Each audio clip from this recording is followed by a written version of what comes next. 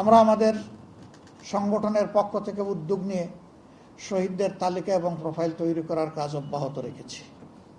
12টি volume সম্পন্ন হয়েছে, 13 নম্বর ভলিউমের কাজ চলছে এবং আহতদের মধ্যে অনেকেই এখনো মাঝে মধ্যে দুনিয়া ছেড়ে চলে যাচ্ছেন। ব্যাংককের হাসপাতালে দেখতে গিয়েছিলাম গুরুতর আহত কিছু মানুষ, যাদেরকে সেখানে চিকিৎসার জন্য পাঠানো হয়েছে। আমার পরে আবার আমাদের সংসদ সদস্য, নির্বাহী পরিষদ সদস্য জনাব সাইফুল আলম খান মিলনও গিয়েছিলেন সেখানে দেখতে। আমি গিয়ে জিজ্ঞেস করলাম, সরকার গঠন হয়েছে, এই সরকারের কোনো মন্ত্রী তোমাদেরকে দেখতে আসছিল কিনা? তারা বলল না, কেউ আসেনি। আমি জিজ্ঞেস করলাম, কখন ভাই তোমাদেরকে এখানে পাঠানো হয়েছে? দেখা গেল সবগুলো মানুষকে অন্তর্বর্তীকালীন সরকারের সময় পাঠানো হয়েছে। এই সরকারের সময় একটা মানুষও খুঁজে পেলাম না সেখানে যাকে পাঠানো হয়েছে। তাহলে কি সবাই সুস্থ হয়ে গেছে? এই দেশে যারা আহত, যারা পঙ্গু? না, এখনো দেখবেন আপনাদেরই আশেপাশে তারা হাতে পায়ে এলিজারব মেটালিক ডিভাইস নিয়ে তারা ঘুরতেছে। কি কষ্ট! হাঁটতে পারে না, ঘুমাতে পারে না, খেতে পারে না, কাজকর্ম করা তো দূরের কথা। এরা যেন জীবন্ত শহীদ। এদের নিয়ে সরকারের ভাবনা কি? একটা বাজেট গেল, আমরা কিছু দেখলাম না।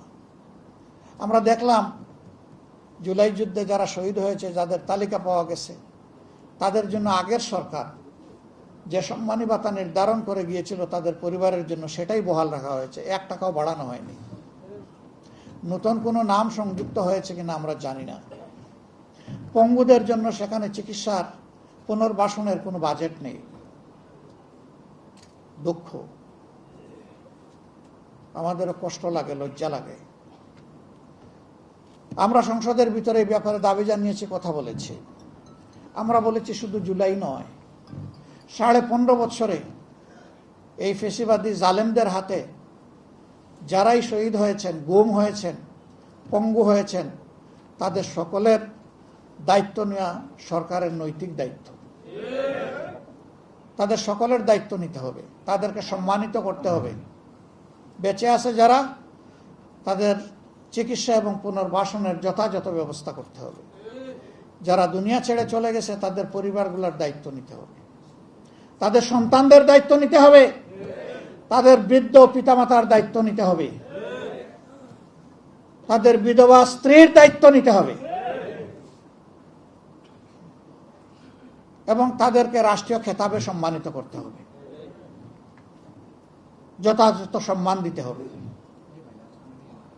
জুলাইয়ের পর 1 জুলাই গেল, এবার 2 জুলাই যাচ্ছে, 2 বছর চলে যাচ্ছে। জুলাই জাদুঘর, স্মৃতি জাদুঘর যেটা, সেটা ইন্টারিম গভর্নমেন্টের আমলে তৈরি হয়েছে। এরপরে তো সরকারের 6 মাস চলে গেল। আমরা আশঙ্কায় ছিলাম আদৌ এটা খোলা হয় কিনা, নাকি চিরতরে বন্ধই করে রাখা হবে। সংসদে তখন আমরা তীব্র আওয়াজ তুললাম। তখন মাননীয় প্রধানমন্ত্রী তার শেষ দিনের বক্তৃতায় বললেন যে 5ই আগস্ট এইটা খুলে দেওয়া হবে। এইটা 1 জুলাই খুলে দিতে অসুবিধা কোথায় ছিল?